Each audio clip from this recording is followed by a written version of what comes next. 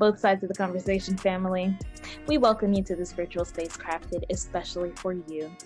My name is Jada Curry, and I'm both sides of the conversation's marketing director and graphics design specialist. I want to take some time to ground us all as a community into this space we are about to open up in, so let's go through our community standards. Both sides of the conversation is providing a safe and honest space for open conversation, so we ask that you all be respectful of that. We also ask that you be respectful of each panelist, host, and participant. We do encourage healthy debates and conversations. Don't personalize anything with anyone. This includes name-calling, bullying, trolling, or shaming. This will not be allowed or tolerated. Your perspective is yours. It is not a prescription. You do not have to agree, but show respect. These community standards apply to all of our live shows and any virtual spaces that we hold on social media, including YouTube, Facebook, Twitter, or Instagram. We want to make sure that we are caring for each other as a community. This is our priority in all of our endeavors as both sides of the conversation. With that being said, I hope you enjoyed today's show and continue to stay in touch with us via YouTube, Facebook, Twitter, Instagram, or all of them. All right, thank you for listening and see you soon.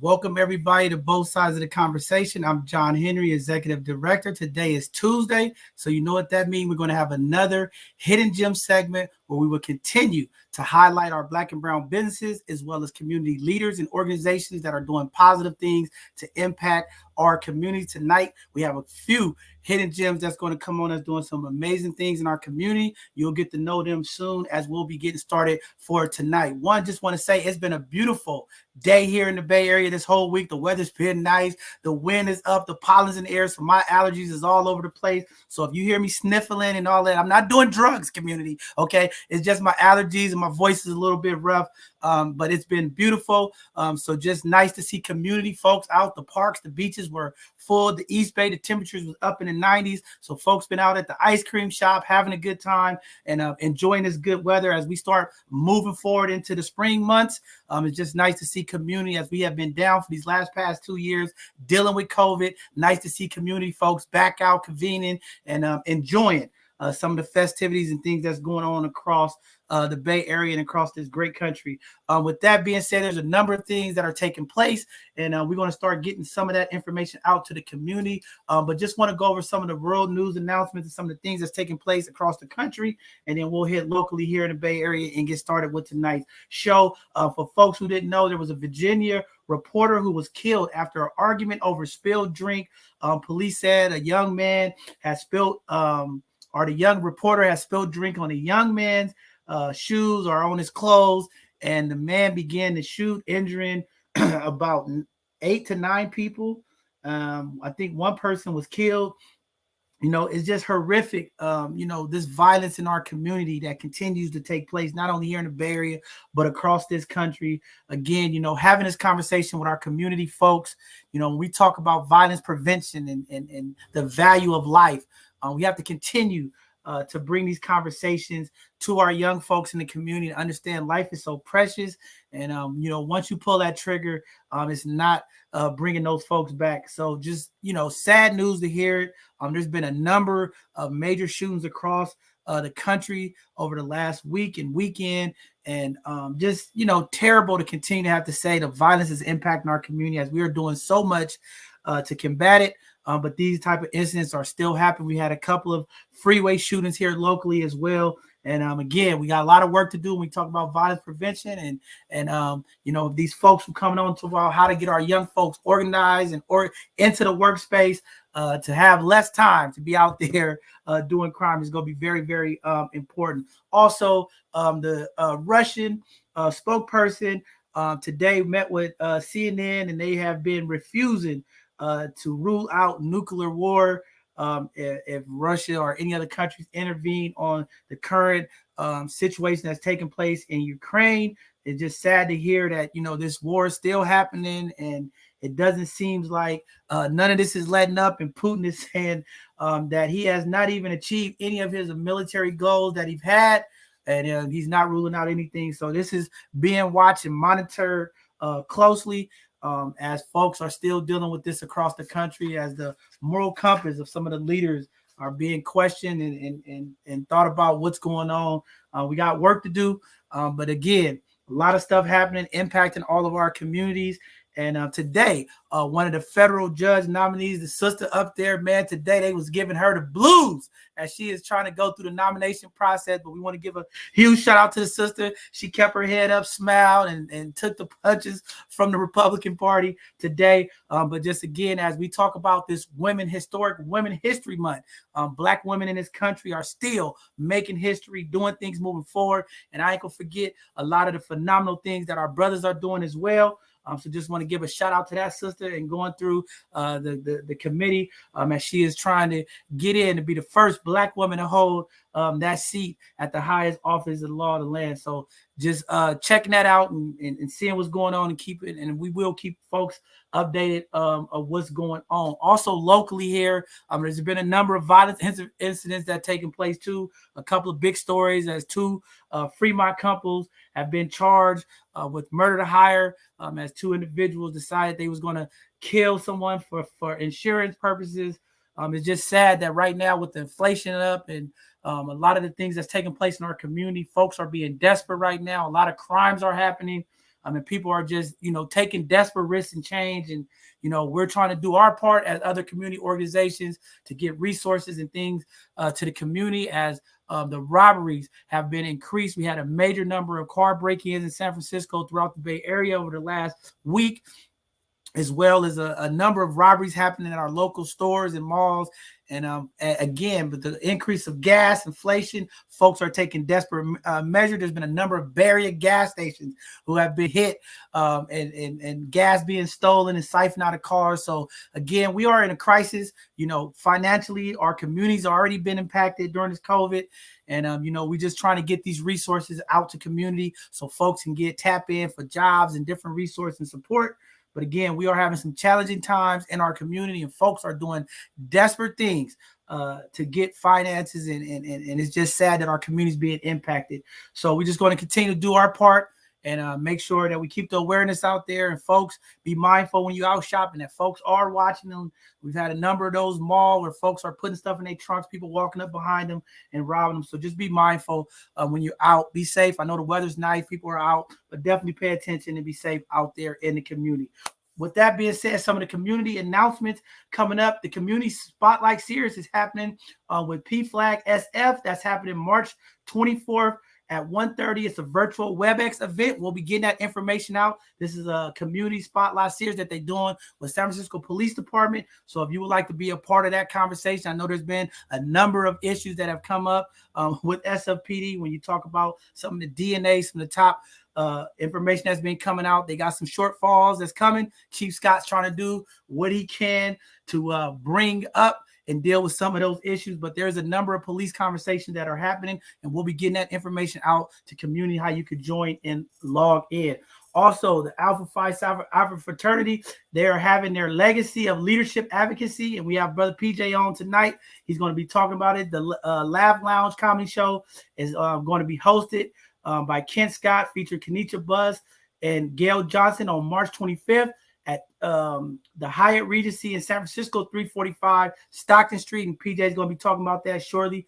Also, there's a couple of kickoff events that are taking place in our community. They're going to be having a mobile resource vehicle that's going to be coming to a couple of our Hope SF sites. The kickoff event is happening on March 28th from 11 a.m. to 3 p.m. at 1654 Sunnydale Avenue. And then the second kickoff event is happening on the 29th, the next day, from 11 a.m. to 3 p.m. And that's going to be at 2600 Arcelius Walker Way. That's in the Alice Griffin housing there in San Francisco, my home. We call it Double Rock, but the Alice Griffin SF Hope site These events will be kicking off. You want to find out what these mobile resources are going to be bringing to the community. I think it's a great opportunity for community folks to come out, check out. They're going to have some jumpers and music and food and things of that for the community, and also showing community what they're going to be doing with the mobile sites. So more resources coming to D10. So just excited to see these events coming up. We're going to have more coming up. And if you have an event out there that you want us to get out to community, please send it over to events@bsotc.org, and I'll get that information up for community so that we can continue to make sure that the resources get out to the community through all of our social media handles so our community folk can be informed of what's going on. Also, with that being said, we had a phenomenal event. Want to give a huge shout out to the On My, the Invest Black folks, the On My participation project, the early educators. As this redistricting is happening in San Francisco, we was out there to support the folks with the Invest Black for District 11 and some of the things that's going on in District 7. There's a number of redistricting issues that are coming up in D10, D5. So community will be sending that information out. Please be a part of it, as this redistricting is very crucial to our community. We talk about resources and some of the services and things that we need for our community and some of our elected officials, how that's going to look moving forward. So we'll continue to pump that information out. More redistricting meetings coming up, and we want our community to be involved and a part of that. Also, for both sides of the conversation announcements, you guys can continue to support us. You know, we are a growing organization, grassroots, and every dollar, every support helps this organization out. If you have it, you could choose us as one of your Amazon Smile charitable organizations. No extra charge to you, but when you purchase things on Amazon, you could choose both sides of the conversation, and they'll make a donation out to us as folks are spending out on Amazon. So looking forward to that. There's a number of ways you can support us. Go to our website. We're looking for volunteers, different folks to help support this movement that we're doing to help impact our community. Upcoming live shows. This Thursday, we're going to have Ferran Dozier. He's going to be coming on talking about sickle cell awareness and disease prevention. He's going to do a presentation on that for community. As you all know, this sickle cell disease is really in our communities, impacting our folks. And, we're going to continue to do our part here at both sides of the conversation to support our families and community who deal with sickle cell, as it is a real issue, a real disease that is impacting our communities. So we'll be getting that information. So if you want to learn a little bit more, please join us this Thursday for our Educational Thursday at 6 p.m. And he's going to come on and talk about sickle cell and how it impacts our community. Also, this Sunday at 2 p.m., we're going to have a phenomenal conversation. I know you all know we've been talking about it here at both sides of the conversation. This year, we are committed to continue to talk about health and wealth.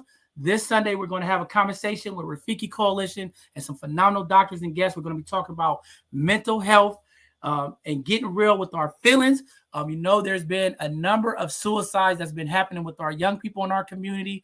There's a number of cases that happened recently here, and we're going to have that conversation about mental health this week and talking about some of the struggles that's going on in our community. We know mental health is a real issue. It's been impacting our communities, and sometimes these issues go unheard or unspoken about, but we're going to be talking about it here this Sunday with Dr. Mo and a number of other professional folks. And we're going to be talking about this suicide that's taking place. And I know these numbers are increasing, and we're not hearing a lot about it because the news have been overriding about COVID, the war. But we're going to continue to highlight some of these struggles that we're dealing with in our community. With that being said, enough of me. Y'all heard enough of me now. We're going to jump into tonight's segment and get up our hidden gems. Tonight, we're going to bring up brother PJ. He's at an event, so I know his background's a little noisy, but we're going to bring up PJ, and he's going to talk about the event that's coming up on the 25th, some of the work that he's doing in the community. This brother's doing a lot of stuff, and their fraternity is supporting our community. So, brother PJ, just want to say welcome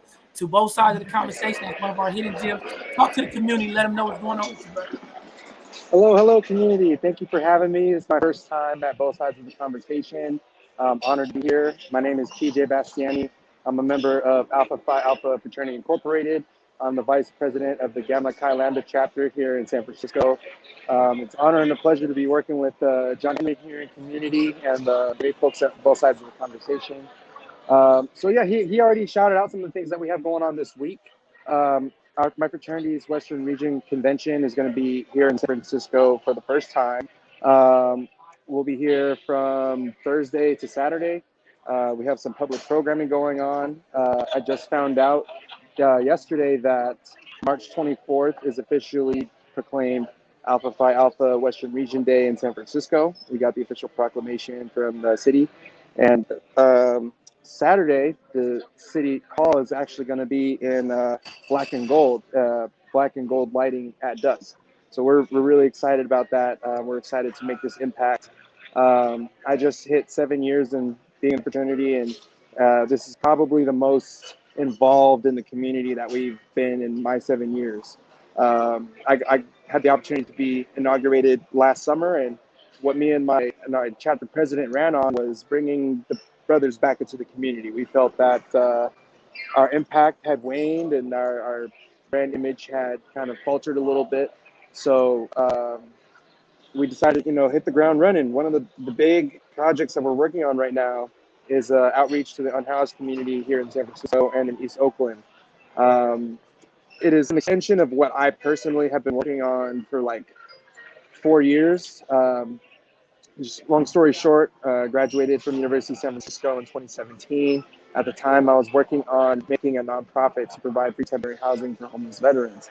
I just felt like I was getting a lot of runaround from different city officials, city departments, and it really just seemed like nobody wanted to listen to a 20-something-year-old with a good idea and a good plan. I would keep getting like, come back to us when you're more established, or come back to us when you started, doing actual work. So when COVID hit, the city was one of the first cities in the country, if not the first major city in the country, to lock down, and we were told to shelter in place. But what we came to see was like dichotomy of where do you shelter if you have no place to shelter. At the time, folks were getting citations for congregating outside when we were supposed to be all inside, and they stopped doing that because it became clear folks that are congregating outside were mostly folks of color, and they didn't want to continue to add extra policing on top of the pandemic. So it was really just it was a tough time, and I moved back to San Francisco in May 2020. So I live in South of Market, and I go through Tenderloin District all the time. So to see the city shut down, but the Tenderloin still very much alive, it was like the wild, wild west. The city is a ghost town, except for like 6 blocks in the center of the city. Tenderloin, packed full of people. It was like a huge block party every day. And it was just like baffling to me that nothing was being done. Like it was just like, oh, well, we're focused on 95% of the rest of the city, so this 5% can mess around and do whatever. And it was just grinding up my heart. I was looking for a full-time job at the time, and months go by, and I was just toiling inside. So I decided that it's time to take action. I'm tired of hearing people complaining about the unhoused situation in the city. Whole lot of complaints, but not a lot of people taking action or being willing and open to provide solutions to the actual problem that we face. So December 2020, I changed my business model from nonprofit to LLC and paired that with my fraternity brothers, because I knew I had been doing a lot by myself, but with the leverage of my brothers, we could do a whole lot. And so February of last year, that's when we began to hit the ground running. We just got a $250 donation from one of my brothers and used that money to shop actually here, CC Trading, right next to Dr. T. Discounted items there at Fala's and at another like discount store here in the Mission, supporting our small businesses, but they gave us a really great rates so that we took those items, such as like we would get socks and underwear from here. We get hygiene kit items, put that all together in bags, and we started hitting some of the different shelters that different community-based organizations were running here in the city. And that was once in February. We got another $250 from the same brother in March. And from those 2 outreaches that we did, I presented to my fraternity brothers at our district conference last year in March, like literally a year ago this month. And a brother committed to donating $1,000, which he did, and he got his church, Bethel AME Church here in San Francisco. Shout out to them. They donated $5,000 to the cause. So with that $6,000 investment that we got together off of literally $500 worth of effort, we've been able to finance expanding our operations, expanding our partners, expanding just like donation outreach to self-care events. We started working with United Council of Human Services, Mother Brown's, Urban Alchemy, Downtown Streets team. We expanded to the East Bay. We started working with East Oakland Collective. So we have an East Oakland and San Francisco presence. Code Tenderloin, Rafiki. Unfortunately, we had another set of partners, but the shelter that they were operating on Haight and Stanton Street at the old McDonald's was shut down by the city because they said they're going to be ready to start building some housing there. And I can tell you, I just drove by there today, and it's still an empty parking lot. So that, when they shut that down, that was last summer. So you're telling me like a whole year goes by and we could have still been housing people over there. And anyway, that's just how the city goes. They shut down shelters and they move people around and they wait till somebody complains about the problem to finally do something about it. But we are here. My brothers and I were here. Our vision is to inspire not only the other 8 historically Black organizations to join us in this cause, not only to inspire the other chapters of our organization in the Bay Area to get behind this in their own communities and cities. We really want to get everybody to believe that we can end homelessness. Like, it's not too impossible to believe that we can end it. We've overcome this pandemic. I mean, there's still these little subvariants going around, but safest to suffice that with the mandates ending, most of the people in the Bay Area are vaccinated. A lot of people got Omicron, so they have the immunity from that. We've beaten this pandemic, so if we could beat a pandemic, and we've seen how the city was willing to create infrastructure around testing sites and vaccination sites and staff them and fund them and keep them open for free every single day. You mean to tell me we can't take care of our folks out here in the streets? I see a lot of underutilized outdoor parking lots throughout San Francisco, and I know for a fact that we can do more. I know for a fact that we can create the shelters and not just give people tents. We can do containerized. I digress. Needless to say, I personally felt so convicted to lead the charge on this initiative that I decided to run for office. I'm running for District 6 Board of Supervisors here in San Francisco. My district is probably one of the hardest hit when it comes to the homelessness crisis. When I moved back to the city, I had an encampment of 10 people across the street from me. I befriended them, I fed them, and over some months became very neighborly with them. Until, guess what? The city swept them away, poof, like they weren't even there. And then I had two tents right in front of my front door. There were nights that I had to step over somebody's body because they were high off of whatever they were on and just sprawled out there in front of my door. When the problem came home, I was like, you know what? It's not enough to just be an organization operating within this fight. We got to lead the fight from the top, from the front. And yeah, so I say all that to say, I feel personally convicted to make sure that we bring an end to this thing once and for all. Because if this is a sanctuary city, we should be able to take care of not only the people that are already here in the city that lost their housing, but the Afghan refugees, the Ukrainian refugees, migrants from South America. If we're really a sanctuary city, we should be able to have a safe place for everybody to sleep and get 3 meals a day and bathe and take care of their laundry. No questions asked. Thank you, John. Well, I gotta say this before you go, because I said I have to say this before you go, because you have one of my favorite restaurants, Cha Cha Cha. I see you in the background. Yes, sir. Yes, sir. That's one of my favorite restaurants. But just want to say, one, PJ, thank you for your leadership and the work that you've been doing in the community. That's why you're here. This segment is about highlighting folks in the community that are doing positive things to impact our community. I first met you at East Oakland Collective, and we both together was serving the community. That's when we first met. And I started seeing you at all of the events. And I remember when you first introduced yourself to me, you was talking about what you was doing and your vision. And I was like, man, I'm trying to do the same thing. We're trying to work together to really impact our communities, man. And like I said, people ask me how I do it.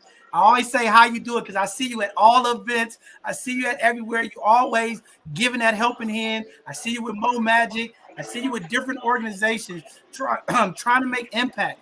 And that's what it's all about. And I just really want to give you and the fraternity kudos because, again, everybody's asking, where are the Black males at? What are they doing to support the community? So I just want to say you and the brothers are doing an amazing job to be out in community, having impact as Black males and Black leaders of our communities to help orchestrate and move our communities forward. Again, so many times they're asking, where are Black males at? Where are we at stepping up? What are we doing? And you are definitely an example of Black males in the community, giving back, impacting the community. And I've been working side by side, and I didn't want it to go unknown. I just told somebody the other day, it's been 42 years since I've been on this earth. And the first time I got an award honor from a Black man, right? So one of the things I said is I want to uplift our brothers and make them feel supported, make them feel loved and understand. It's not about money. It's not about acknowledgement, but it's also something that we want to do if we want to heal in our community. We got to uplift our brothers.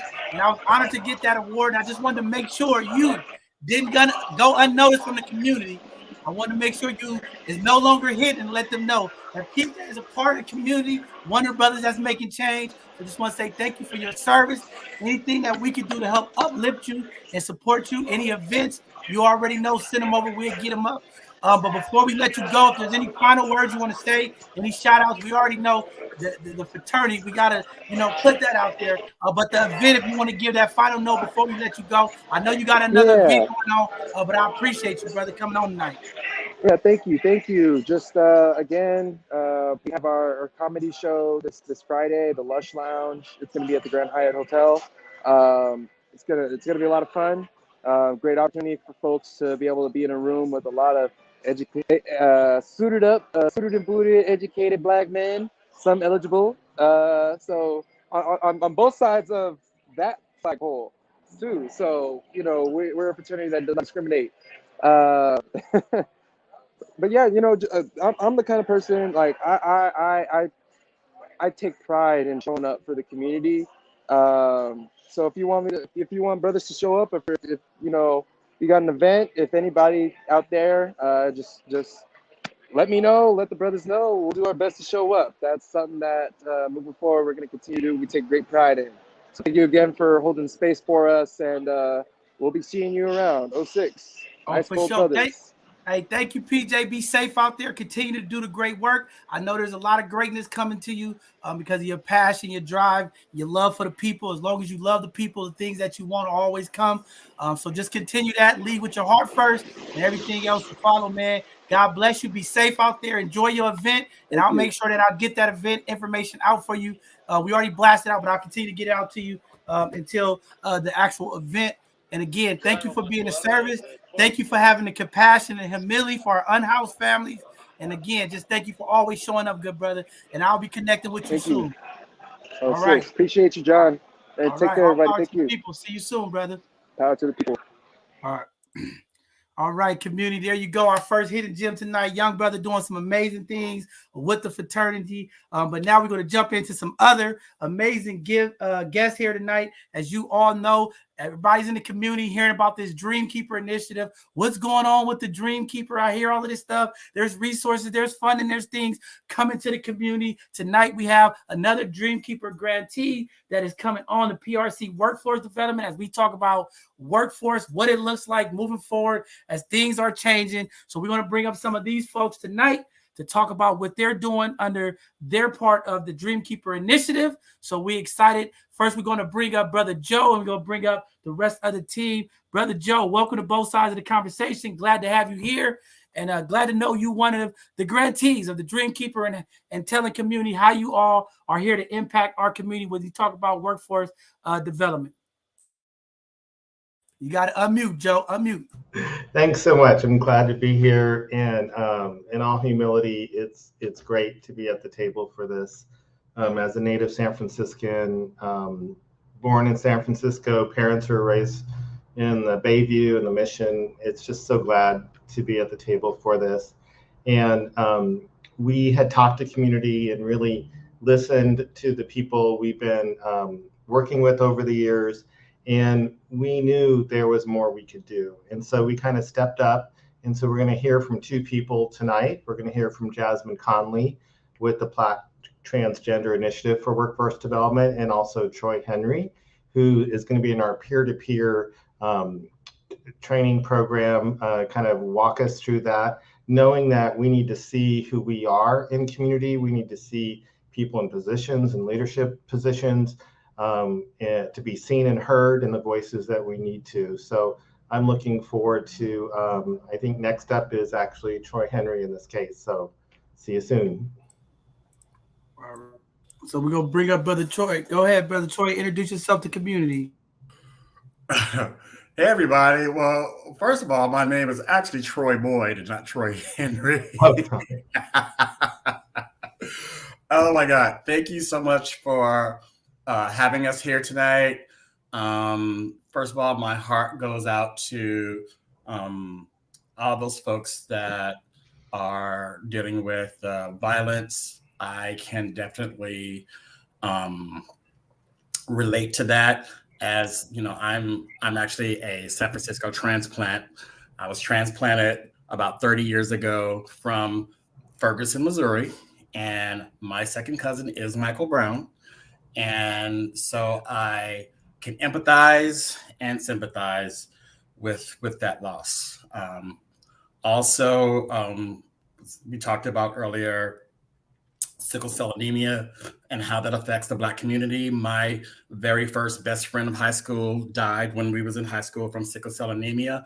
So I can definitely relate to that. And I'm glad that, we are putting the spotlight on that. So that's really something that's close to my heart. I am an employment specialist at PRC. I've been here since November of 2019.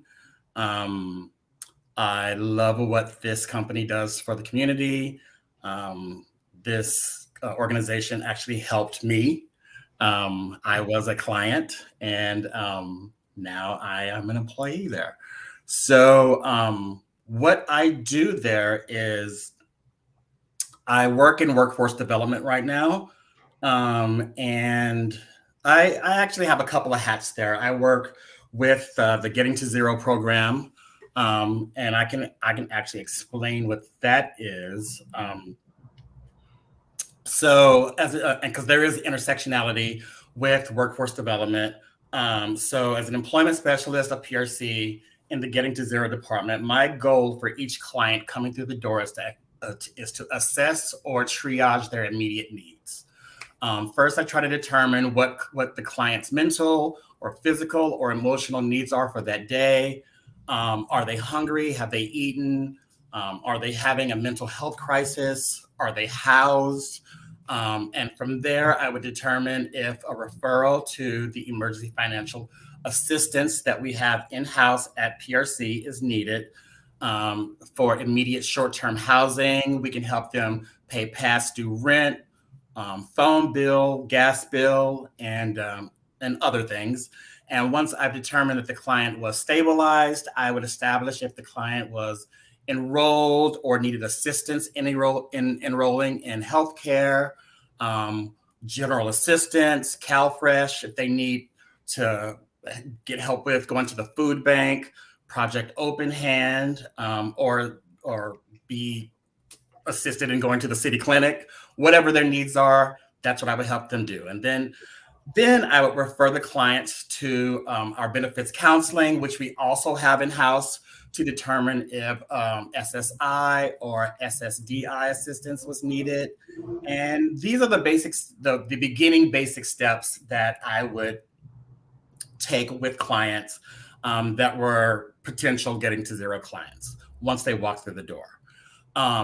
Once we've gotten all that done and, you know, they are ready for workforce development, hold on one second.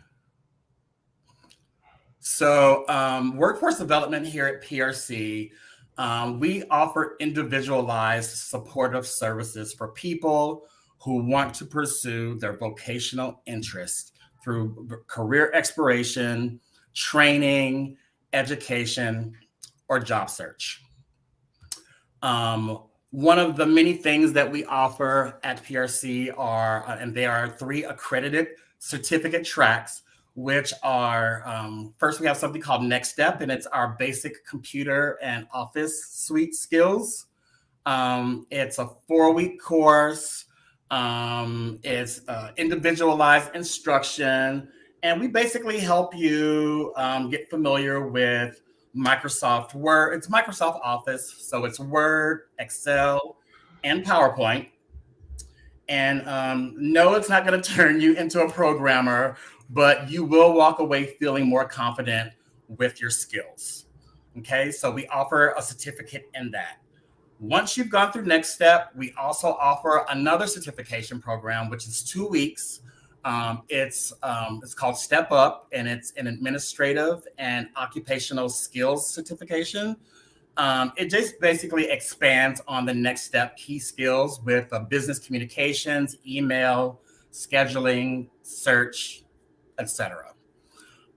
Lastly, and this is really important with the Dreamkeeper and the Industries of Opportunity, which is another contract that I work with. It's called the Lift Up Peer-to-Peer Counseling certification. So I'll just say the benefits of peer-to-peer counseling is what peers appear to be able to do more successfully than professional quality staff is we promote hope and believe in the possibility of recovery, empowerment, and increased self-esteem, self-management of difficulties, social inclusion, engagement, and increased social networks. And it's with these outcomes that people with lived experience have associated with their own recovery. And indeed, these have been proposed as the central tenets of recovery. So basically, when you go through this course, I can just say in my own personal opinion, when I've dealt with my clients as a peer, because I did go through this certification myself, that when you're sitting across the table, when I'm sitting across the table from a client, and I tell them, you know what? I've been in that chair. I know exactly what you're going through right now. There is hope. I've, somewhat walked in your shoes, and I'm able to share my experience with them. They are more open to telling me what their experience is. There's more trust. I'm not just some doctor sitting in a chair watching the time, collecting their insurance. I'm actually hearing what they're saying.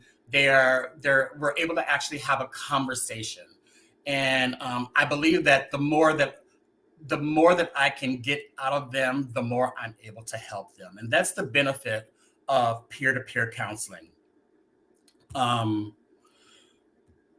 So let's see. So basically with the peer-to-peer training, we teach you, because we don't want to just, say, hey, you're a peer, you have lived experience, go help your peer.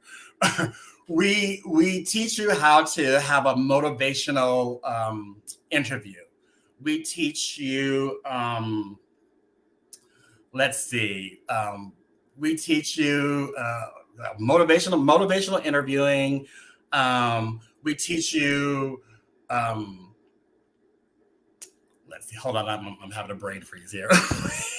We teach you SOGI training, which is a sexual orientation and gender identity training. We teach you about HIPAA, and you get certified for that. So it's a complete surround education for those that are wanting to come in and help the community. And so if you want to get access to any of these services, also, I would like to say we do work with the Department of Rehabilitation that help our clients pay for the next step classes that we do offer, or the step up classes that we do offer, though the lift up training is free. So let's see if there's anything else. Oh, so if you want to contact us, it's wd.training@prcsf.org. So just hit us up, and I think that is all I have for right now. Our number is also 415-777-0333 if you want to give us a call and get more information around that. So thank you again for having me. I'm so happy to see what you all are doing with the community. I love when brothers are doing for other brothers. It really just like melts my heart. And I'm really glad to be a part of the Dreamkeeper Initiative, the Industries of Opportunity Initiative. I can only say personally for myself, having an organization like PRC has completely changed my life. And I know that there's a lot of intersectionality with the types of folks that we assist, whether they're Black, brown, BIPOC, trans, non-binary. Like, we cover the whole umbrella here. And it's really lovely to see some of the outcomes that we've had. I mean, we've had some of our peer-to-peer clients go and get case management jobs.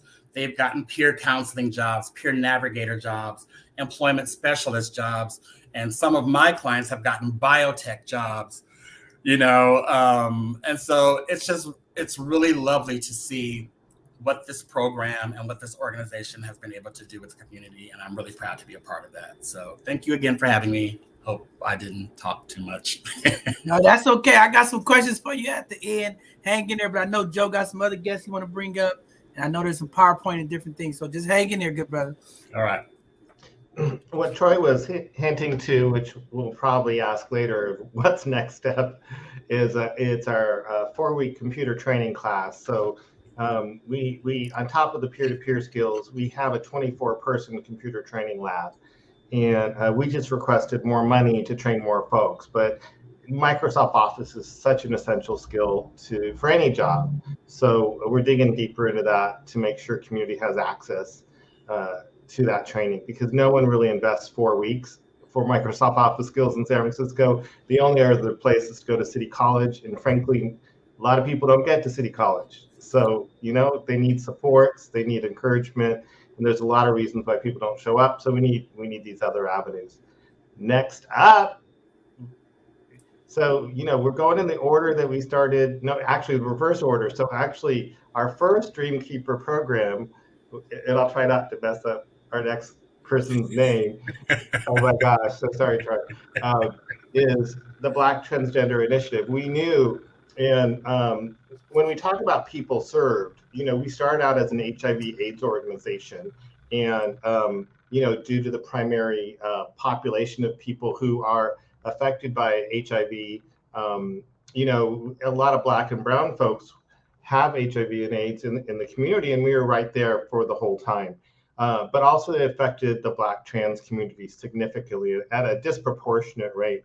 And so we knew, when having been in the HIV space, all the things we've learned and invested in making sure we have all the services, we wanted to see if it was something that would help. We didn't want to sit back with the city investing in all these tools and resources and just sitting on the sidelines and saying, we're not going to share what we have and what the city has invested. The point is if you have something that's needed, if you have a tool or resources, is to get it to people who need it, and don't sit back and hope it happens. We have to take action where we can. If someone's else there, great. But this case, we went forward in And we have Jasmine Conley to walk us through the Black Trans Workforce Development Program here at PRC, which I'm really proud of. All right. Welcome, Jasmine, to the program. Thank you. Thank you. Hi, my name is Jasmine Conley. My pronouns are she and her. And I am the person that was elected for the Black Transgender Initiative. So let's go to our share slides. Oh, wait, I did that wrong. Share screen. Okay. Can you see that? Not yet. You haven't shared it all the way. Go ahead and take your time. It'll come. Oh, there it is. It's not doing it. Stop sharing.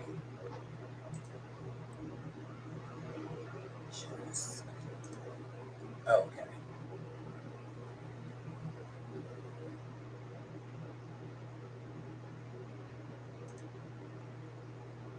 Something's wrong.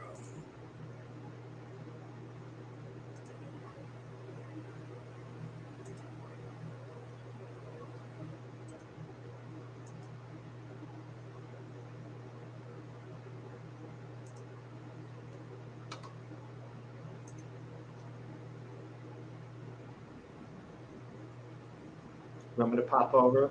Yeah, can you pop over it? Because I'm not.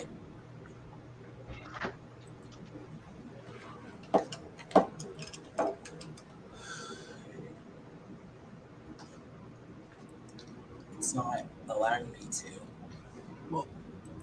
Well, Troy, while you sitting there, Troy, while they trying to figure out that the shares key fund, I just wanted to ask you, a lot of times when we talking about, workforce development, and you're talking about, the programming and the stuff that you all are teaching, what is like a realistic time frame that you could take somebody who is off the street, no background, no skills. If they came into your program, what's a realistic time frame of, someone grabbing those skill sets and being able to develop them and turn them into some type of employment? Well, no, I will have to start by saying no two clients are the same. Right. And, since the clients that come through, there's a span of what types of difficulties they're going through, whether it's mental health issues, whether it's HIV, whether it's homelessness, whether it's a physical disability. So we have to determine what their capabilities are. So you can have from, minimal functioning to super high functioning coming through. What types of, we offer workshop classes, like motivational interviewing. We offer how to conduct yourself on a Zoom interview, how to conduct yourself after 90 days of being in the job, resumes. And so it depends on when they come in, are they work ready? Are they, do they have previous education, or do they need more education? Do they want to go into the same field as to what they were already doing, or do they want to try to do something completely new? So it just all depends on where they are. Are they, are they raring to go? Because some people come in and they just need a little bit of help with their resume, a little bit of, updates. Some folks haven't worked since the 90s, and they want to, they're living a lot longer than they expected to live, and now they have to work. They don't want to just live on SSI or SSDI anymore. So they want to try to obtain some more skills. We will help them with skills. If it takes interning, if it takes on-the-job training, volunteering. We've had folks that have started volunteering and actually gotten jobs at the places where they were volunteering at. So it just really all depends on the individual, Okay. Yeah. No, I just want to kind of get a feel for it. But I think Jasmine has the presentation up. Let me see if I can get it up on the screen. Let's see, is it there? Oh, I'm missing something. Can you guys see it? Hold on, I can't get it up. Let's see. Did Jasmine? I think Jasmine computer froze up. Hold on, let's see if she can refresh. Okay, I'll try to grab it because then I can at least advance it maybe. Can you see it? All right, there we go. Now we're back. I think the computer may have froze up a little bit. So the presentation is up. If you want to go ahead and put it into full presentation mode, it's ready to go. Okay, so I'm just going to talk about the Black Transgender Initiative. So what do? Every client is unique. So services must be individualized. To modify something to suit an individual, personalized. Positive approach. Our positive approach here at PRC is thinking or optimistic attitude practices of focusing on good in any given situation. And strength-based. To initial focus in helping, strengths, desires, interests, aspirations, and experience. How we do it without judgment. Most of Black transgender or just transgender women in general are judged before they ever hit the door. Individually tailored, each person is an individual, so everyone has a different need. And here at PRC, we help people move forward in their education, city college, or computer classes. These are some of the things that some of the trans women were referring to when they first came to the program. I was arrested, feeling put down. People have always used me or taken advantage of me. And the biggest was the followed around in stores at all times. What they say, so sex work is dangerous and abusive. Can't get my meds for those that are HIV positive, and I need to look pretty so I will be wanted. So things that are needed in the transgender community, which are basically housing, rental subsidies, help with bills, cell phones, and personal beauty and care.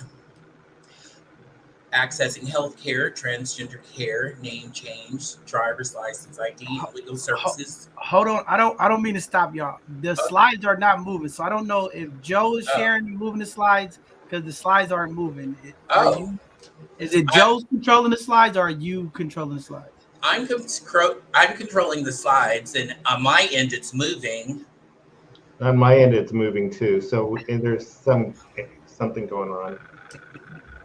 Let me see here because I'm not seeing the slides move. So hold on, because I have Joe's.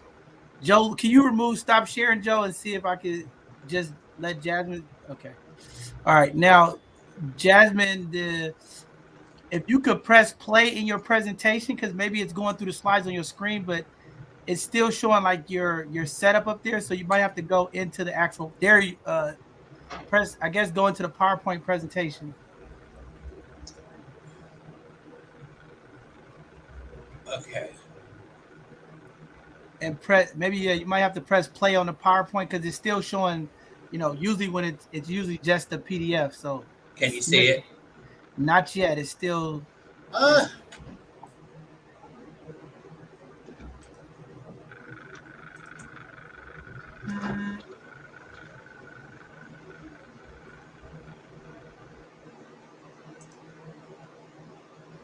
can't even hear anything now. I can't even hear anything. Click on this little button. We can still hear you. We can still hear you. I think you just have to press play on the presentation so that it takes up the full screen so that when you scroll through it actually transfer with the start. Does that work? Can you see that? Full screen? It's still showing the full screen. It's not showing the actual PowerPoint presentation. It's not showing the PowerPoint presentation. Is it because I know sometimes at the bottom it says like play the presentation, so it actually goes into the presentation. Because I think you have it still on the screen where like you can edit or make changes. So I think you have to actually go into the presentation. Joe is working on that now. Sorry. That's okay. We have plenty of time. There. Okay, I think that's okay. All right, I think that's it. Now, if you want to press, there you go. Now it's showing. I can't see it. Oh, but it's trying to. It looks like you're editing the text. It's not working. Oh no! It's just do it without it. my gosh. Okay. You can read it. All right, y'all take y'all time now. I don't want people out there saying, I'm so sorry. You can't get it. I know you can get it. We want to make sure the people come here and get the skill set. Okay. Okay. I guess they so.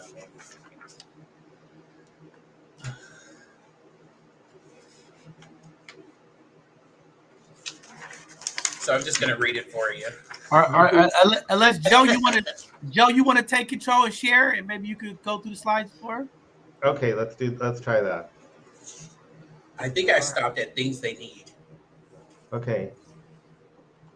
Yeah, something's acting up. Oh, I gotta reopen it.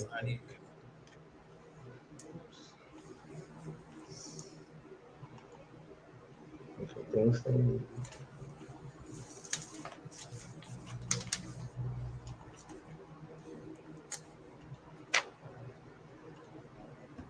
Okay, how's that look? All right, it's up there. It's up there. You could drive, Joe.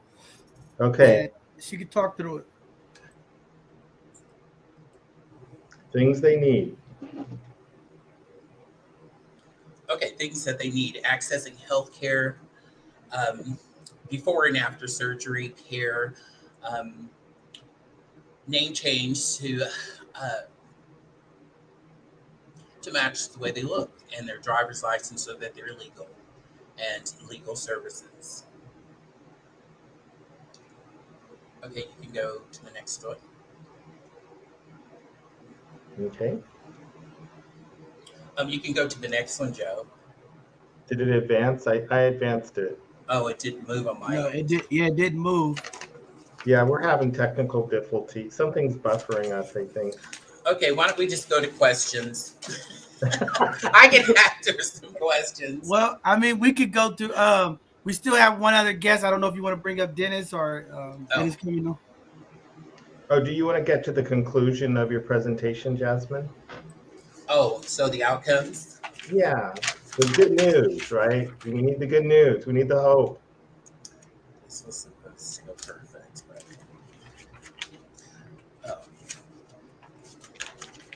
okay, so the program outcomes are certificates as a peer advocate, employment as a case manager, and paid employment of any kind.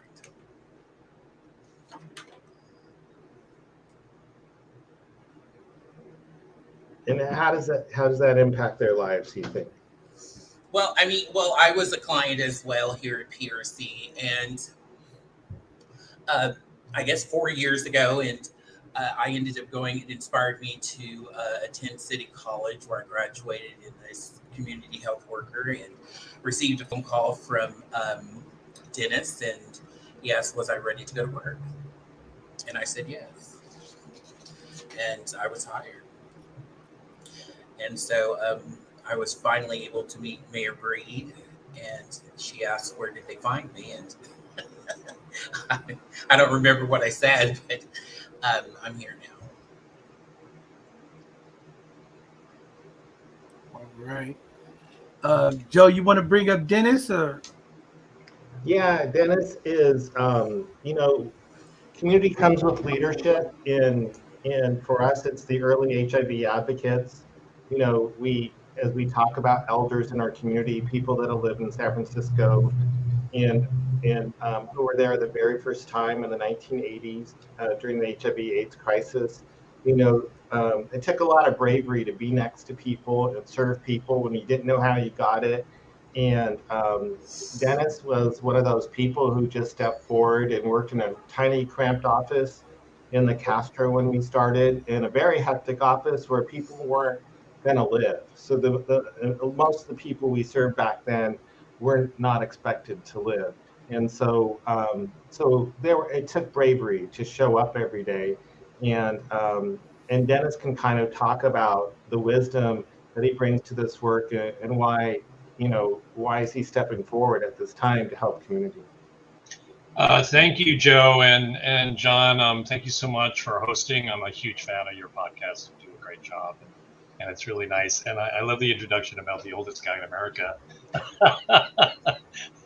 But in all seriousness, I, with great humility, approach this work. I mean, I supervise Jasmine, and I've learned so much, from my vantage point of a cisgender white male. My experience is not her experience, and she schools me on things every single day, and I'm grateful for that every day. But getting back to my tenure at PRC, in the first days working with clients in the HIV/AIDS epidemic, 50% of my caseload died. So it was a really tough time to be doing the work we do. And, somehow, I kept on saying, just get to the next person.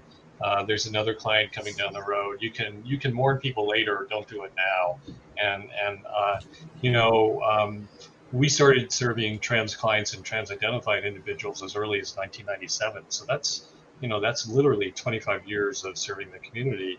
And I include, Black and brown and people of all colors in that demographic. But, I don't want to see the trans community go through what the HIV community did, which is, the loss and the violence and those kinds of things. And so the work that Jasmine does is so important to the community. We work with not just people that identify as trans, but people that are maybe gender nonconforming, people that maybe don't have a label. So if anyone's wondering, will you work with me? Just give us a call, email us, and we'll talk to you directly and try to do an intake with you. And, if you're a person with a disability, we work with all folks with all disabilities across the board. So yeah, it's a privilege and an honor to do this work. I never get tired of it. Every client is a new story every single day. And every single day, as Joe and I were laughing about last week, we always get surprised. The people we think will be successful sometimes aren't. And the people that we think never in a million years turn around and just show us how wrong we were. So yeah, that's kind of my overview. Joe, I'm going to turn it back to you. Wow, phenomenal information. Thank you for your support in the community. These type of services are very, very important and very impactful to the community. I've been on a lot of calls and meetings and seeing Joe talked about early, some of the disparities and some of the things that the trans community has been impacted with when you come talk about employment and opportunity and resources. So it's just phenomenal to hear the work that you all are doing to help impact the community.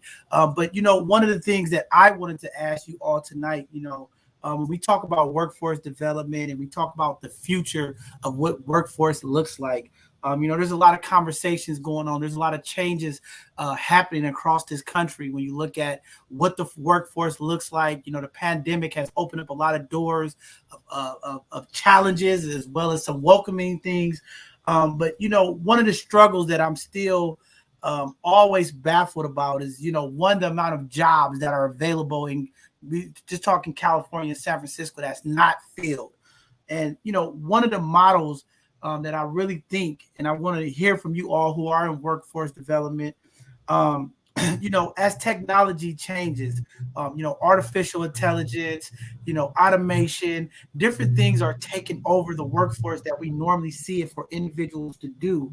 How are we advancing the community folks to be prepared to adapt, to these changes, to be a part of this automation and building that type of workforce up. And then secondly, how do we come with these models that I believe we should be utilizing when we talk about the union approach or the apprenticeship model, right? There's so many jobs where the jobs are just sitting there. You look on the ED website, there's millions of jobs sitting there and they're not filled.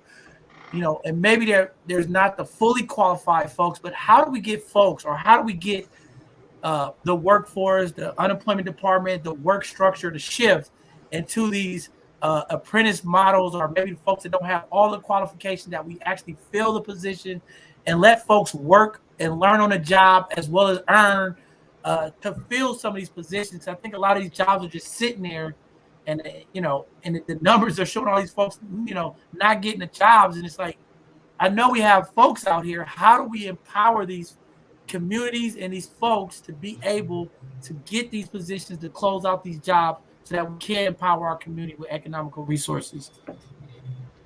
Well, we got to get at the table. So sleight of hand sometimes happens at the state level.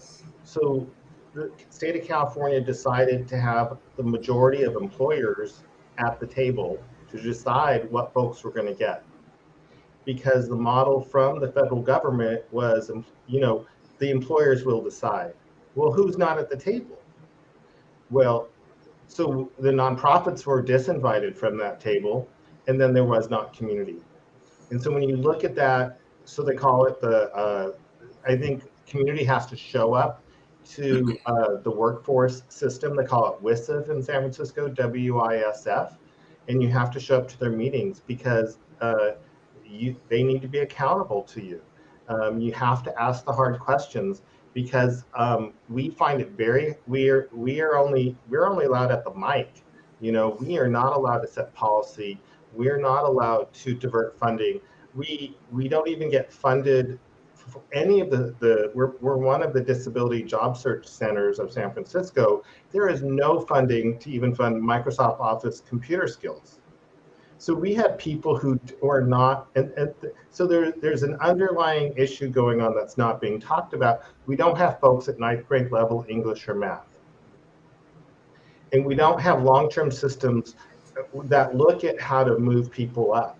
Because in reality, our contracts, our systems, the policies say 12 months or you give up on that person.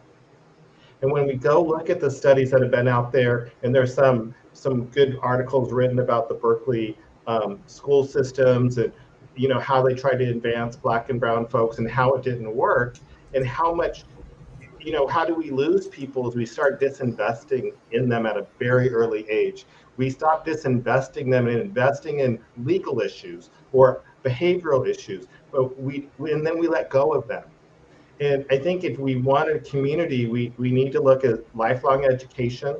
We should not allow people to leave without having support to advance their English and math skills to be at the appropriate level to move into these environments, because the gap between where you need to go and where you're at, 1 week of internship ain't going to cover it. The literal thing is you have to take time to build those skills, and we need to do apprenticeships earlier. To your point, what's broken is the school systems. The dropout rates are really high, and then you probably know the data better than me, but it hits 50%, right? It's high, and then we're receiving them as adults, and it's like, oh, get them here. And the reality is, we need to be paid in a way that we can get people year over year and with equity. Dreamkeeper brought up, what's someone's time's worth to do it? And they're putting economic, they're going to go for cash however they can to survive. And they don't have the 40 hours in a week to devote because they have to take care of their family and take care of their survival needs. I think we have to have deep, honest conversations, and we need to change the paradigm of who these systems answer to. And we know the solution is time and effort. But what you have to do is build systems that allow time and effort, and know that there's worth in doing that. Until you're willing to get into that conversation, instead of the stigma or shame that you were not good enough or you dropped out. But we don't know what's going on in someone's home. We don't know. Mental health is really severe being young, the violence in neighborhoods. Anyone should be able to take a time out, and anyone can get back to and build those skills the way they need to. And they need to have a voice to have us build systems for the communities that need them. It's just so bad that something's got to change, in my opinion. I mean, that's my answer, because otherwise I got to get you to bachelor level, English and math, 12th grade level, and a lot of people aren't there. Man, I'm right there with you. And Troy, if y'all want to jump in, I've been muting y'all mics because of the background noise. So when you all are not speaking, if you could just mute your mics. But if you all want to jump in on that question, I mean, I'm right there with you, Joe. But one of the frustrating things that I'm seeing as I'm part of the Watchdog Committee, and we're looking at some of the city departments and what's going on, and everybody's hiding behind the Dreamkeeper initiative, and that's a very small portion of funding that's going to impact the Black and brown community. What we really need is a full commitment from all of our city departments. It's about 50, 52, 55 city departments to really invest. When we talk about the needs, and I think you hit it right on the head, education is number one. And to advance the education in our communities, there's going to have to be a big investment. I don't know if it's through reparations. I don't know what are we going to do, but we have a large population of TAY population folks that we're going to have to somehow fund them to go through this educational process to get up. It is hard. Unfortunately, our community is impacted with single families, single fathers, single mothers, different real life situations that sometimes our city departments, our systems have failed our communities. And again, it's going to take a work of a collective. And this is why, I don't even want to go there tonight because I get a little passionate about this stuff. But see, when we talk about solidarity, there's a big conversation going about solidarity in all of our communities. And one of the things that I have an issue with solidarity is, folks will like to choose when they want to be solid with everybody. And, I think when we talk about solidarity, we have to really focus on how do we as community all together, when we talk about solidarity, be in solidarity for all the issues that impact all of the communities that we are involved in this city and beyond, 365 days a year, because that's one of the issues that I have, folks, when there's a hot topic impacting this community, everybody's there. And this situation impact, everybody's there. But when the Black and brown community, when our trans community, when these other communities are being impacted, folks are not showing up.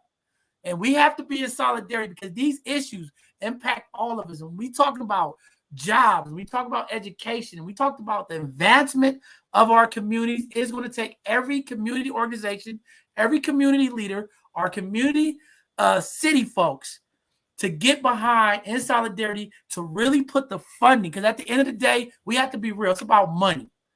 Okay. And when we look at the type of budget that San Francisco have, $14 billion plus whatever, plus all the unused emergency fund, there is a portion of money. 15% of that budget can be used to really impact the small population that they recognize in San Francisco as Black and brown. And I think we have to have real conversations. It's going to take all communities. If we really want to advance the communities and advance the workplace and the living conditions of our community, what we see on these streets in San Francisco is a real reflection of corporate greed, tech greed, gentrification, and not enough investment back into the folks in our communities. And this is why I'm really happy that you all are here to talk about workforce development, because I'm tired of hearing about janitor jobs. I'm tired of hearing about these low livable wages jobs. It is time for us to have a real conversation. We talk about tech, the biggest industry that is driving the Bay Area. How do we get these corporations? We give them enough tax breaks, okay? And I'm talking about the big ones, Twitter, Google, all of these folks who we give millions and millions of dollars of tax breaks in our city and across this country. And it's corporate greed. They have to do more, and I'm tired of them playing the number games of how we impact communities and we did this much giveaway. The investment within those tax breaks have to be pushed towards our communities to advance our communities.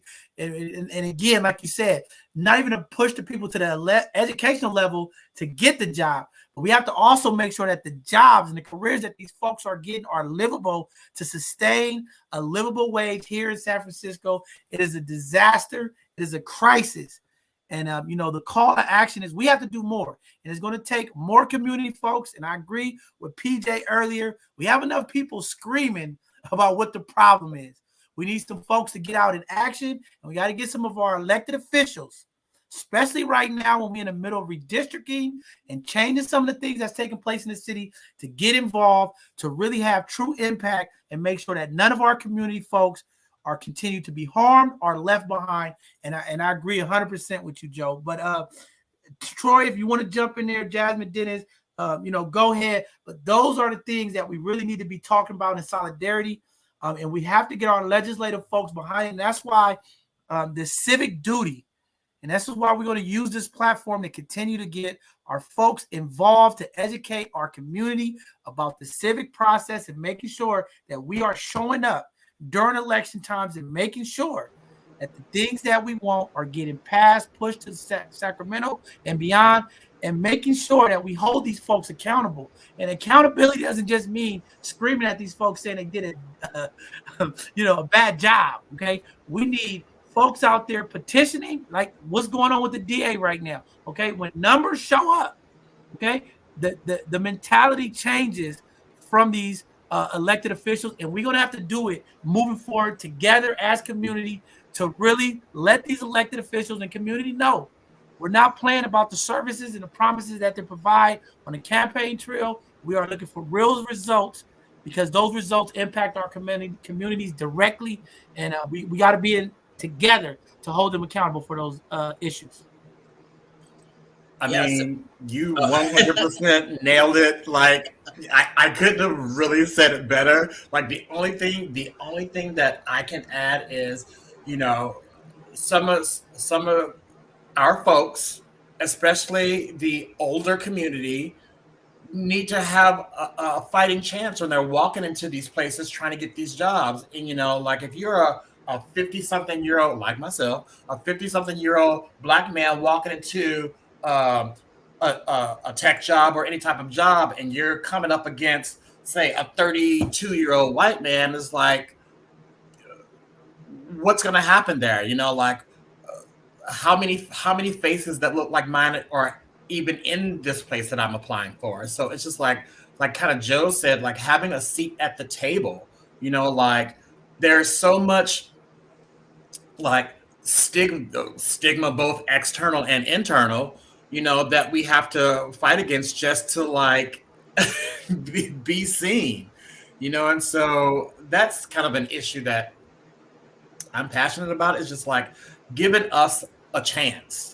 Like even if we pass this and pass that, if we're walking through the door and they're taking one look at us and they're like, nope, then there's what's the point of all the rest of it? And Troy, to your point, if I can jump in as well, John, the other thing is, everything you just mentioned and everything you said was just spot on. That's at the community level, and then our job is also the individual level. How do we give the job seeker the tools so they can be competitive? Because at the end of the day, it's a relationship between the employer and the job seeker. So we have to really, really focus on the individual level ourselves. We spend a lot of time on getting the client to talk about their promise of value. What do you offer? How are you unique? How do you get to talk about yourself? And if you can't, we have to teach you how to do that, because you've got to be able to sell yourself as well. Mm-hmm. So we put a lot of energy and effort into that. And I'm glad you said that, Dennis. And I'm sorry, Jasmine. I'm glad you said that. I agree with you, Dennis. But I have to second what Troy said, because I think this is a big piece that we're dealing with in this country. When we talk about, I don't want to sit at the table no more. All these companies have dived into this inclusion and diversity. I'm tired of it. It's equity. We don't need a seat. We need action and equity. Because what I hear folks talk about, we always sit at the table talking about what the problem is. We need community organizations. We need folks within these large organizations to start speaking up, okay? Because what's happening in this country, when we talk about the workforce, it's almost like the blue line in the police department, okay? The practices that are happening within these organizations are being held silent, okay? And community are being impacted. Internal workers are being impacted. HR departments are covering up these horrendous acts to our community. And we got to have folks start standing up, because having a seat at the table, talking about the finance equity, the job equity, we always at the table talking.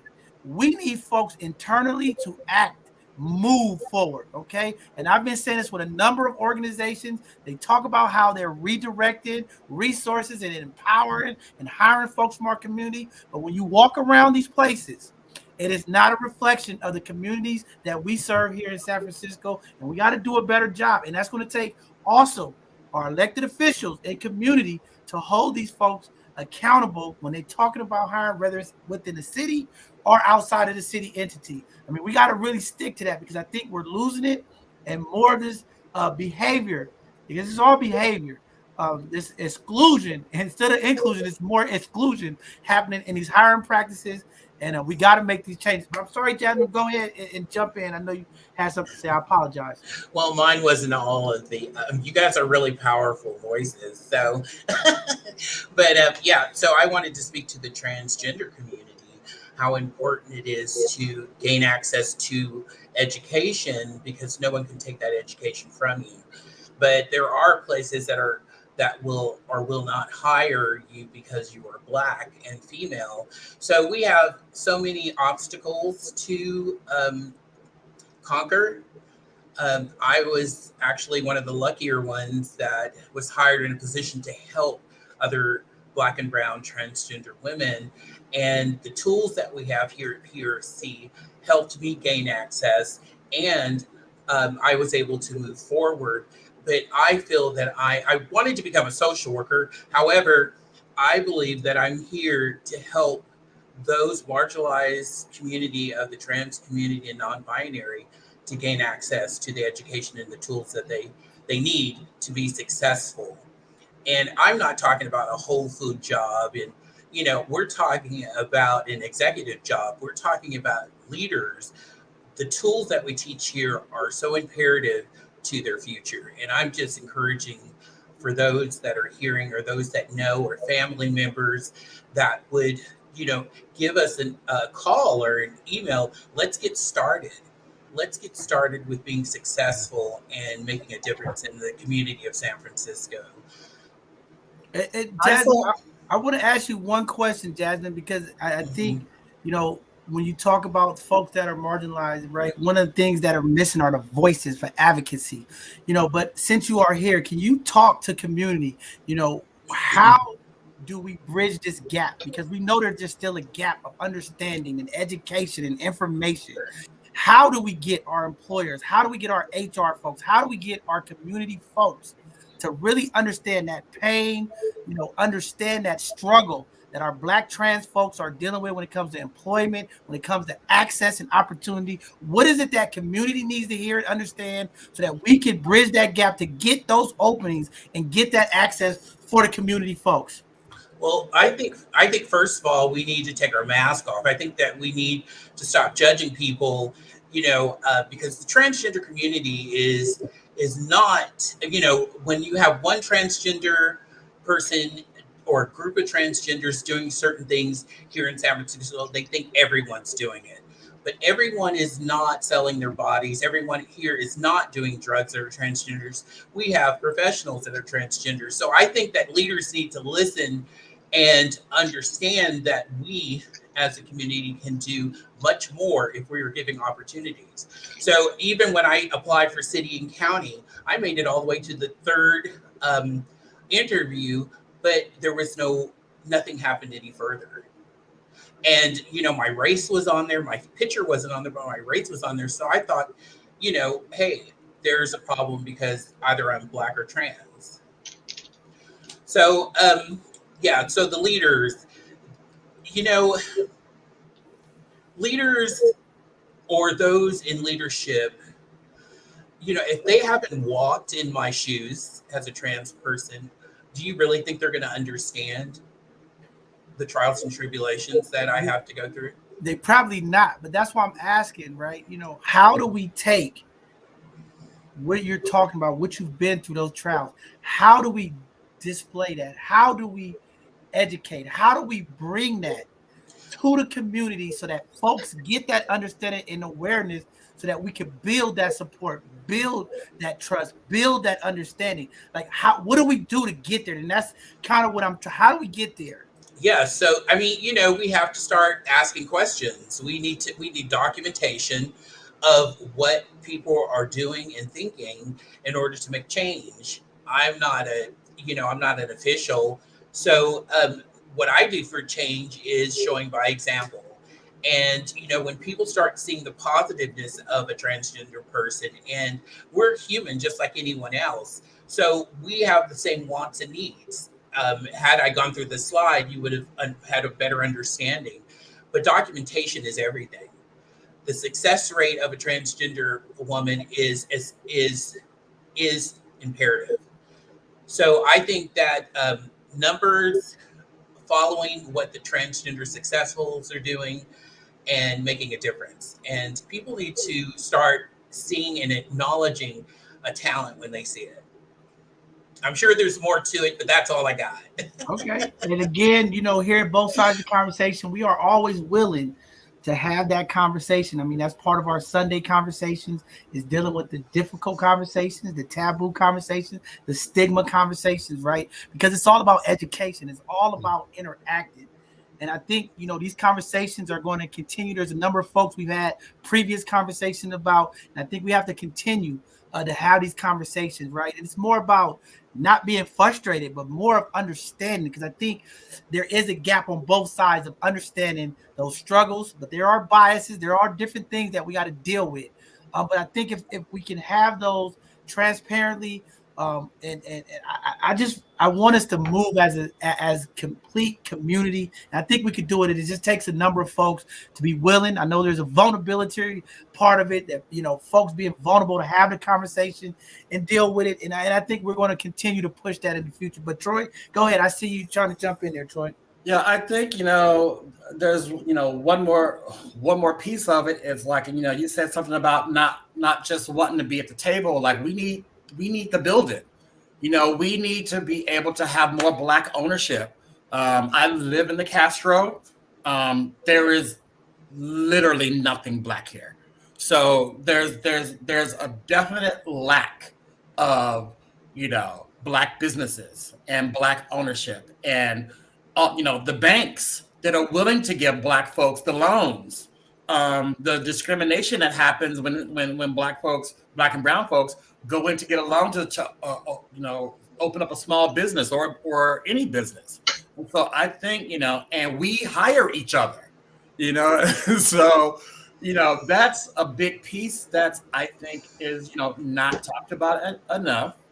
I think that some of the Black businesses don't need to just be in the Black neighborhoods. They need to be in all the neighborhoods. Mm-hmm. If I can walk through this neighborhood and there can be a Korean place, a Thai place, a pizza place, 10 coffee shops, a Middle Eastern place, where is the Black business? Why are they not given that same opportunity? And where's the disconnect?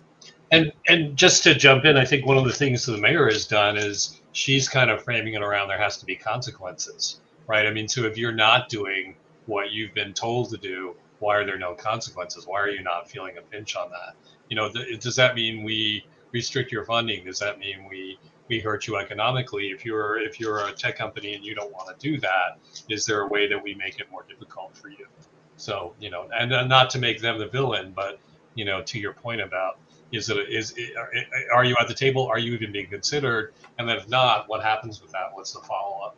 So I think that's I think you hit it right on the head. It's always finances. I always say, if you want to get a quick reaction to folks, there's two ways people answer: legally and financially. They're going to pick up the phone. But I think we have to really hold people financially accountable. I know the mayor is trying to do a lot to really diversify and bring the Black businesses throughout the different communities. I know that was a big concern last year when the mega Black folks went down to the ferry building, to the farmers market, and they brought all the Black businesses down there. And again, there's no other Black business down there at the farmers market, right? And it's like, how do we share that equity? And that's what I'm saying. Having a seat at the table, having a one-day pass is not true equity. Okay, we have to look at sustainability. If we really want to talk about impacting the Black businesses, our Black communities, we have to talk about sustainability and long term. And there's enough opportunities for everyone in this city. This is one of the most powerful financial cities that we can do it, but it takes a collective support and given that opportunity and resources. And that's why this reparation talks, what is going to come out, what it looks like, is very important.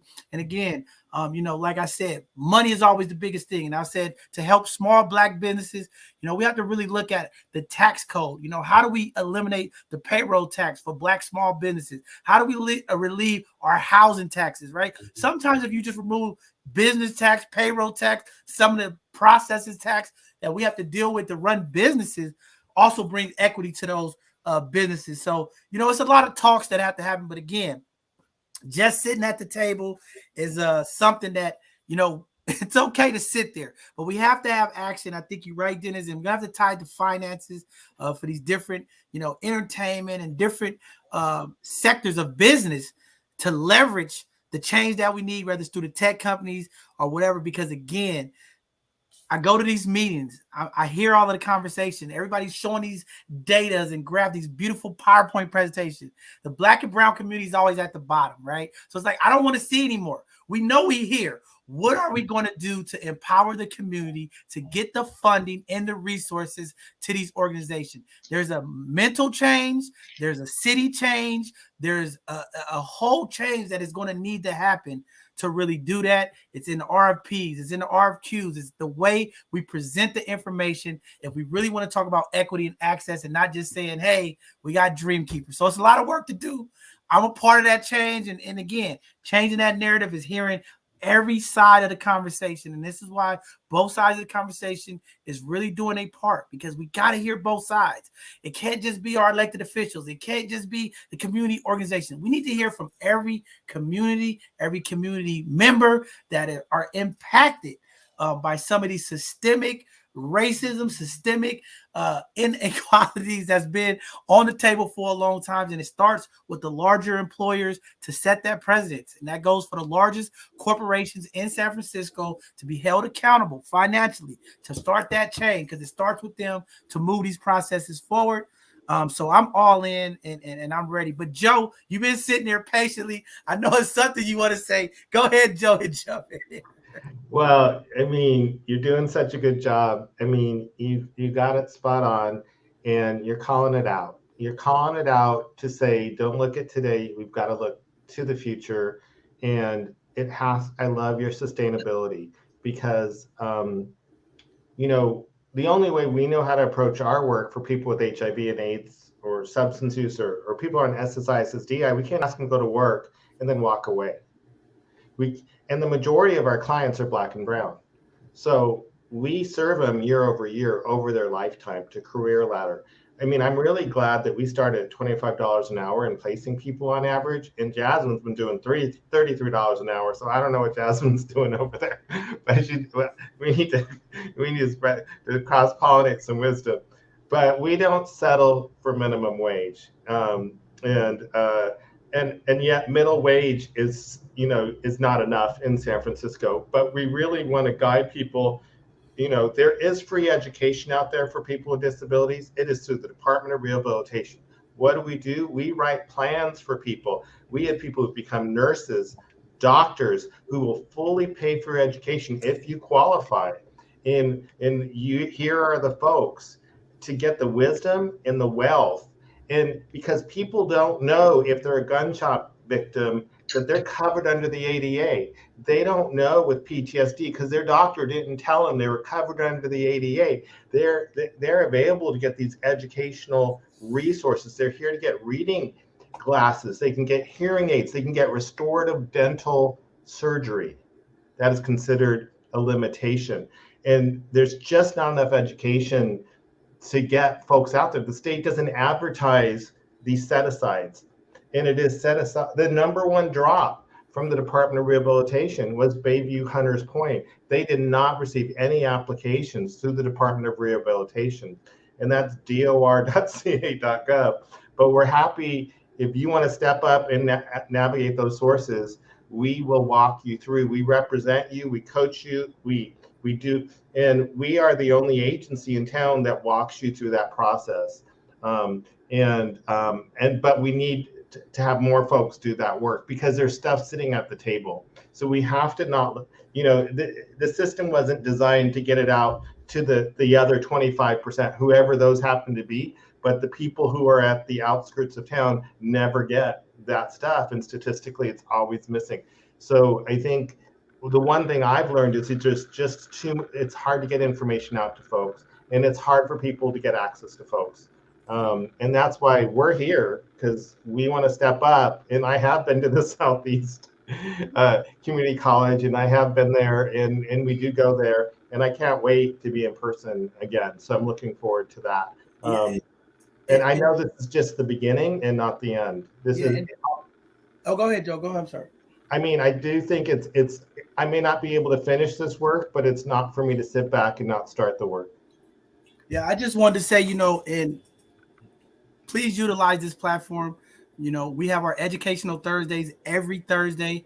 You all can utilize that, sign up. The encouragement of that is taking that time slot on Educational Thursday to bring that education awareness to community, right? Sometimes we have folks just come on and teach people step by step how to go through the application process. We know there's a lot of hurdles when you're applying for SDI and all that stuff. There's a lot of hurdles.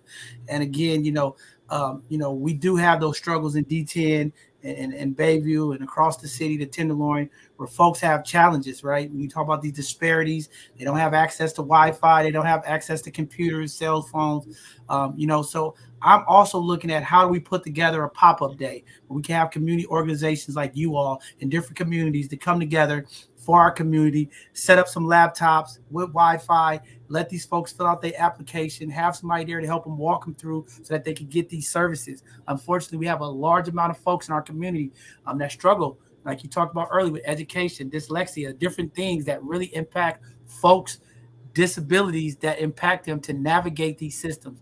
And I'm encouraging our departments and our folks to better operate these navigation systems for our folks who are struggling and make it a little bit user friendly. We dealt with a lot of that during COVID. And, I'm putting out a lot of recommendations and things that we should be doing to help our unhoused folks who don't have, locations or don't have emails and phones. How do we track those folks? How do we support those folks and make sure that they get the services and the communication? And if that's just departments making a small hub that deal with those unhoused outreach or whatever, that they connect with those folks so that those services, or when they fill out these applications, that they get impacted. And it's going to take a lot. It's definitely a challenge. I'm not saying it's an overnight fix, but as community, as organizations, that's just something that we need to keep in our mind. How are we impacting our communities moving forward? And then lastly, I just want to say, I know it's getting late. I don't want to hold you all up too much longer, but to Dennis and you, I just really want to commend the work when we talk about the HIV and some of the different STI community. I was on a couple of the Department of Public Health calls, and it is important that our community know that these things are still impacting our community, and COVID has taken away a lot of the light of some of the health issues, the health disparities, the health access to the day-to-day health outside of COVID.